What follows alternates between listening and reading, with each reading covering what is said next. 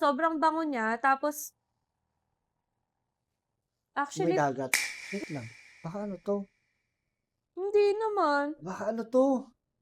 Kasi freshie. nakalagay lang dito. Ay, hindi, Rayhan eh. Kala ko totoong Pacific. Pacific. Chill eh. Hindi, Rayhan. Oo, parang iba to ah. Ang bango. Pacific? Rayhan Pacific? Hindi ba to yung ano? Pacific Aurora? May iba pang Pacific ang Rayhan. Kasi parang iba ang niya. Oo nga no. Rayhan, Mabango siya. Siniraan? Rayhan Pacific.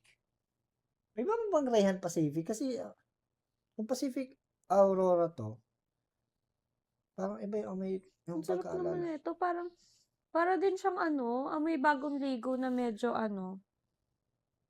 Pacific. Pacific na. Rayhan Pacific. Meron ka cellphone mo? Double check ko nga. Kasi, well, kung sa amoy, hindi ko na-expect. Akala ko pa, yung alam ko Pacific Aurora, yung parang citrusy.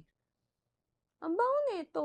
Parang ito yung ano, very commute friendly. Kung nag-work kayo around the metro, tapos araw-araw kayo nag-MRT, LRT, alam niyo kung gaano kasiksikan doon. Ito yung pabango na kahit gamitin mo sa commute doon, hindi mabubwisit sa yung mga kasabay mo sa biyahe, kahit sobrang siksi ka ng commute.